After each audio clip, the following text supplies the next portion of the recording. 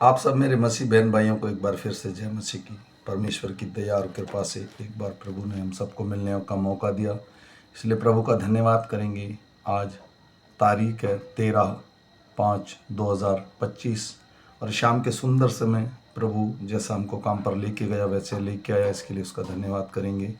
और जो बहन भाई मुझे फॉलो करेगा 365 दिन करीब पूरी की पूरी बाइबल वो कंप्लीट कर लेगा। मैं सुबह नया नियम पढ़ता हूँ और शाम को पुराना नियम। ये बेसिक बाइबल है मेरे भाइयों। जो मेरा बहन भाई इस अंत के समय में परमेश्वर को जानना चाहता है, जिस भाई के पास समय नहीं है वो इसे सुन सकता है और परमेश्वर की इच्छाओं को जान सकता है। तो आज हम पढ़ेंगे दूसरा राजा की पुस्तक पुराने नियम में और 17 और 18 अध्याय इसके पढ़े और सुने जाने पर प्रभु की आशीष हो। यहूदा के राजा आहाज के 12वें वर्ष में एला का पुत्र होशे शेमरोन में इज़राइल पर राज्य करने लगा और 9 वर्ष तक राज्य करता रहा। उसने वही किया जो यहोवा की दृष्टि में बुरा था, परंतु इज़राइल के उन राजाओं के बराबर नहीं जो उससे पहले थे। उस पर आशूर के राजा शल्मनेसर ने चढ़ाई की और होशे उसके अधीन होकर उसकी भेंट देने लगा। परंतु आशूर के राजा ने होशे के राजद्रोह की गोष्ठी को जान लिया, क्योंकि उसने सो नामक मिस्र के राजा के पास दूत भेजे थे और आशूर के राजा के पास वार्षिक भेंट भेजनी छोड़ दी।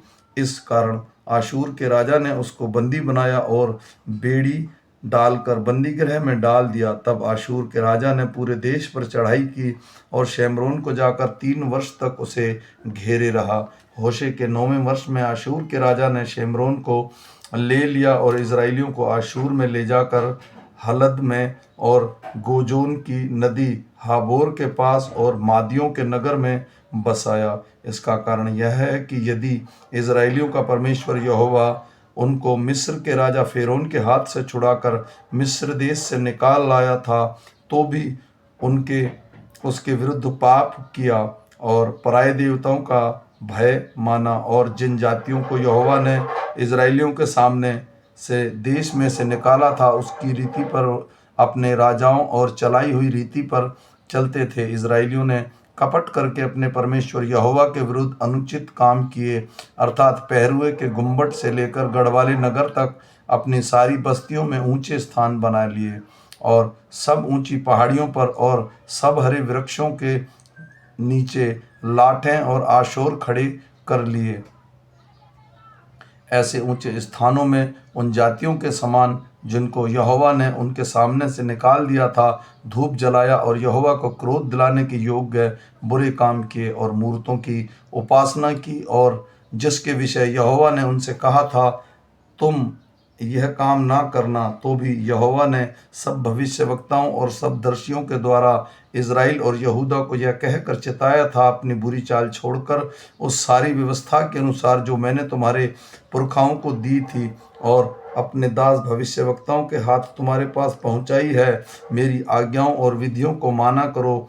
परंतु उन्होंने ना माना, वरन अपने उन पुरखाओं के समान जिन्होंने अपने परमेश्वर यहोवा का विश्वास न किया था, वे भी हठीले बन गए। वे उसकी विधियों और अपने पुरखाओं के साथ उसकी वाचा और चुनौतियों उसने जो दी थी उनको तुच्छ जानकर निकम्मी बातों के पीछे हो लिए, जिससे वे आप निकम्मे हो गए और अपने चारों ओर की उन जातियों के पीछे भी हो लिए जिनके विषय यहोवा ने उन्हें आज्ञा दी थी कि उनके से काम न करना। उन्होंने अपने परमेश्वर यहोवा की सब आज्ञाओं को त्याग दिया और 2 बछड़े की मूर्तें ढालकर बनाई और आशूर भी बनाई और आकाश के सारे तारागण को दंडवत की और बाल की उपासना की। उन्होंने अपने बेटे बेटियों को आग में होम करके चढ़ाया और भावी कहलाने वालों से पूछने और टोना करने लगे, और जब यहोवा की दृष्टि में बुरा था जिससे वह क्रोधित भी होता है उसको करने के लिए उनकी इच्छा से बिक गए। इस कारण यहोवा इज़राइल से अति क्रोधित हुआ और उन्होंने अपने सामने से दूर कर दिया। यहूदा का गोत्र छोड़ और कोई ना बचा रहा। यहूदा ने भी अपने परमेश्वर यहोवा की आज्ञाएं ना मानी, वरन जो विधियां इज़राइल ने चलाई थी उन पर चलने लगे।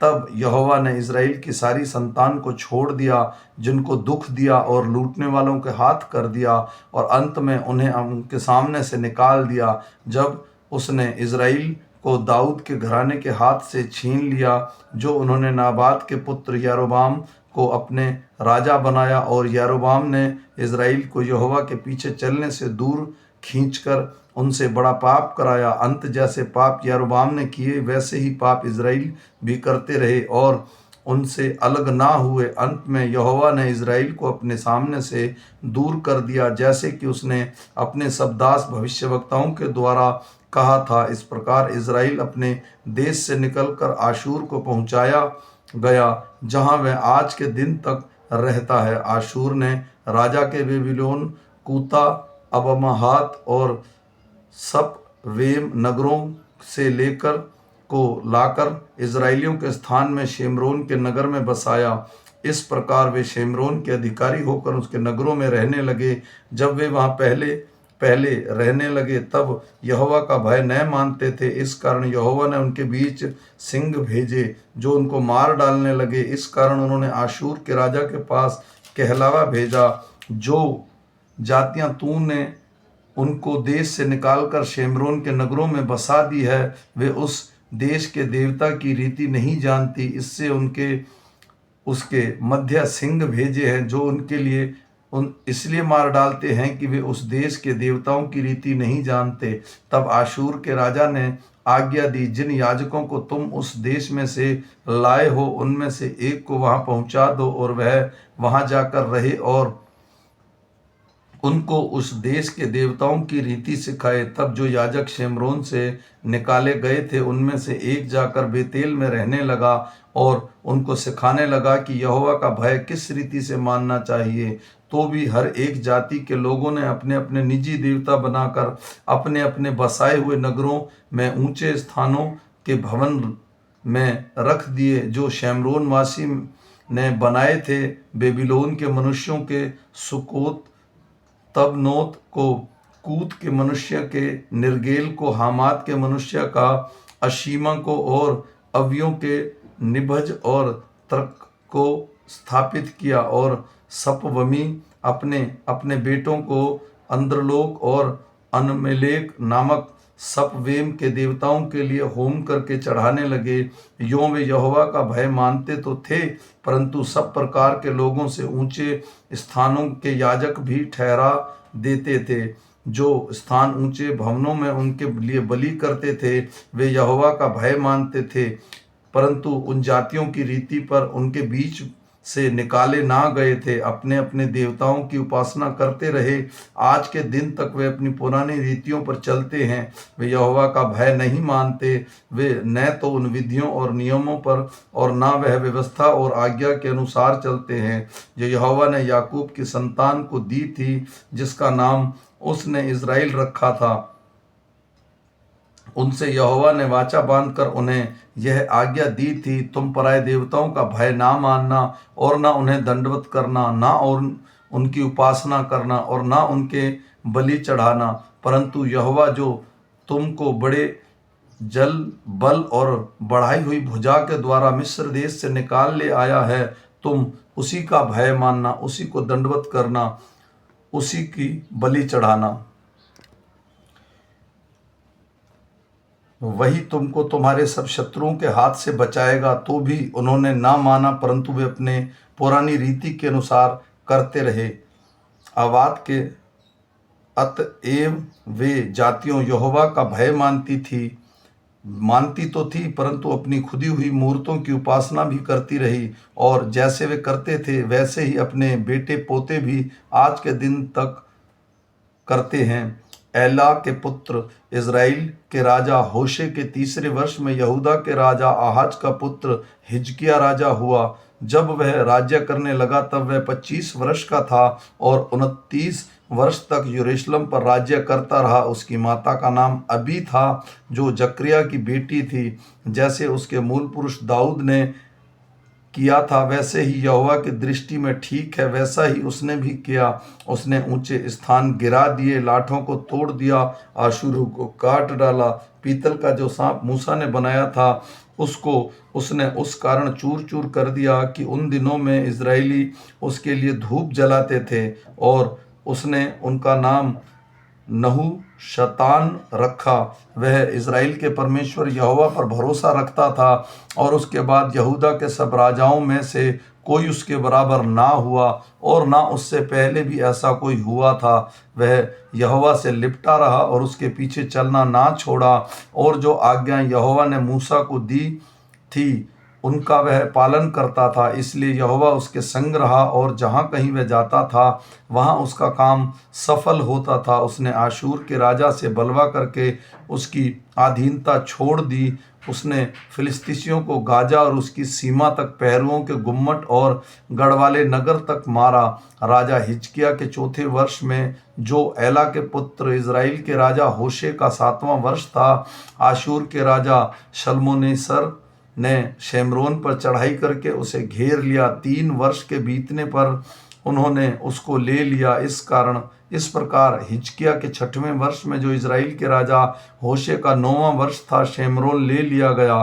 तब आशूर का राजा इज़राइलियों को बंदी बनाकर आशूर में ले गया, और हलह और गोजान की नदी हाबोर के पास और मादियों के नगरों में उन्हें बसा दिया। उसका कारण यह था कि उन्होंने अपने परमेश्वर यहोवा की बात ना मानी, वरन उनकी वाचा को तोड़ा, और जितनी आज्ञाएं यहोवा के दास मूसा ने दी थी उनको टाल दिया, और ना उनको सुना और ना उनके अनुसार किया। हिजकिय्याह राजा के 4वें वर्ष में आशूर के राजा सन्हेरीब ने यहूदा के सब गढ़वाले नगरों को चढ़ाई करके उनको ले लिया। तब यहूदा के राजा हिजकिय्याह ने आशूर के राजा के पास लाकीश को कहला भेजा, मुझसे अपराध हुआ, मेरे पास से लौट जा, और जो भार तू मुझ पर डालेगा उसको मैं उठाऊंगा। तो आशूर के राजा ने यहूदा के राजा हिजकिय्याह के लिए 300 किक्कर चांदी और 30 किक्कर सोना ठहरा दिया। तब जितनी चांदी यहोवा के भवन में, राजभवन के भंडारों में मिली, उस सब को हिजकिय्याह ने उसे दे दिया। उस समय हिजकिय्याह ने यहोवा के मंदिर के दरवाजे और उन खंभों में जिन पर यहूदा के राजा हिजकिय्याह ने सोना मढ़वाया था, सोने को छीलकर आशूर के राजा को दे दिया। तो भी आशूर के राजा ने तर्तनन, रबसारीस और रबशाके को बड़ी सेना देकर लाकीश से यरूशलेम के पास हिजकिय्याह राजा के विरुद्ध भेज दिया। अंत वे यरूशलेम को गए, और वहां पहुंचकर ऊपर के पोखरे की नाली के पास धोबियों के खेत की सड़क पर जाकर खड़े हुए।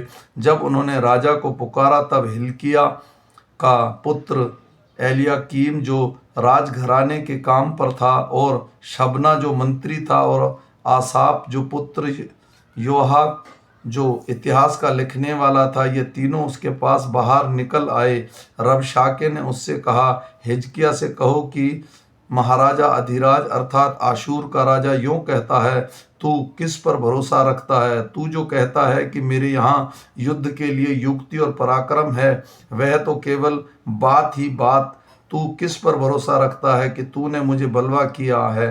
सुन, तू तो उस कुचले हुए नरकट अर्थात मिस्र पर भरोसा रखता है। उस पर यदि कोई टेक लगाए तो वह उसके हाथ में चुभकर छेदेगा। मिस्र का राजा फेरोन अपने सब भरोसे रखने वालों के लिए ऐसा ही है। फिर यदि तुम मुझसे कहो कि हमारा भरोसा अपने परमेश्वर यहोवा पर है, तो क्या यह वही नहीं है जिसने ऊंचे स्थान और वेदियों को हिजकिय्याह से दूर करके यहूदा और यरूशलेम से कहा कि तुम इसी वेदी के सामने जो यरूशलेम में है दंडवत करना? तो अब मेरा स्वामी आशूर के राजा के पास कुछ बंधक रख, तब मैं तुझे 2000 घोड़े दूंगा। क्या तू उन पर सवार चढ़ा सकेगा कि नहीं? फिर तू मेरे स्वामी के छोटे से छोटे कर्मचारी का भी कहा ना मानकर क्यों रथों और सवारों के लिए मिस्र पर भरोसा रखता है? क्या मैंने यहोवा के बिना कहे इस स्थान को उजाड़ने के लिए चढ़ाई की है? यहोवा ने मुझसे कहा कि उस देश को चढ़ाई करके उसे उजाड़ दे। तब हिल्किय्याह के पुत्र एलयाकीम और शेबना और योहा ने रबशाके से कहा, अपने दासों से आरामी भाषा में बातें कर, क्योंकि हम उसे समझाते हैं कि हमने यहूदी भाषा में शहरपनाह पर बैठे हुए लोगों से कहते बातें न कर। रबशाके ने उससे कहा, क्या मेरे स्वामी ने मुझे तुम्हारे स्वामी ही के या तुम्हारे ही पास बातें करने को भेजा है? क्या उसने मुझे उन लोगों के पास नहीं भेजा जो शहरपनाह पर बैठे हैं, ताकि तुम्हारे संग उनको भी अपना माल मल खाना और अपना मूत्र पीना पड़े? तब रबशाके ने खड़े हो यहूदी भाषा में ऊंचे शब्द से कहा, महाराजा अधिराज अर्थात आशूर के राजा की बातें सुनो। राजा यूं कहता है, हिजकिय्याह तुम जो धोखा देने ना पाए, क्योंकि वह तुम्हें मेरे हाथ से न बचा सकेगा, और वह तुमसे यह कहकर यहोवा पर भरोसा करने न पाए कि यहोवा निश्चय हमको बचाएगा और यह नगर आशूर के राजा के वश में न पड़ेगा। हिजकिय्याह की बात मत सुनो। आशूर का राजा कहता है कि भेंट भेजकर मुझे प्रसन्न करो और मेरे पास निकल आओ, और प्रत्येक अपनी दाखलता और अंजीर के वृक्षों के फल खाता और अपने अपने कुंड का पानी पीता रहे। तब मैं आकर तुमको ऐसे देश में ले जाऊंगा जो तुम्हारे देश के समान अनाज और नए दाख मधु का देश, रोटी और दाख की बारियों का देश, जलपाइयों और मधु का देश है। वहां तुम मरोगे नहीं, जीवित रहोगे। तो जब हिजकिय्याह यह सुनकर तुमको बहकाए कि यहोवा हमको बचाएगा, तब उसकी ना सुनना क्या? और जातियों के देवताओं ने अपने अपने देश को आशूर के राजा के हाथ से कभी बचाया है? हामात और अपार्द के देवता कहाँ रहे? सर्वमेम, हेना और इवा के देवता कहाँ रहे? क्या उन्होंने शेमरोन को मेरे हाथ से बचाया है? देश देश के सब देवताओं में ऐसा कौन है जिसने अपने देश को मेरे हाथ से बचाया हो? फिर क्या यहोवा यरूशलेम को मेरे हाथ से बचाएगा? परंतु सब लोग चुप रहे और उनका उत्तर में एक ही बात न कही, क्योंकि राजा ऐसी आज्ञा थी कि उसको उत्तर ना देना। तब हिल्किय्याह का पुत्र एलीकाम जो राजघराने के काम पर था, और शेबना जो मंत्री था, और आसाप का पुत्र योहा जो इतिहास का लिखने वाला था, अपने वस्त्र फाड़े और हिजकिय्याह के पास जाकर रबशाके की बातें कह सुनाई। आमीन। मेरे भाई और बहनों, ये छोटा सा वचन है और मैं आशा करता हूँ हम फिर मिलेंगे सुबह के वचन के साथ। तब तक परमेश्वर का अनुग्रह और दया और कृपा हम पर और हमारे परिवारों पर अब से लेके अनंत काल तक होती रहे। फिर मिलेंगे सुबह के वचन के साथ। तब तक सारे मेरे ऑनलाइन बहन भाइयों को जय मसीह।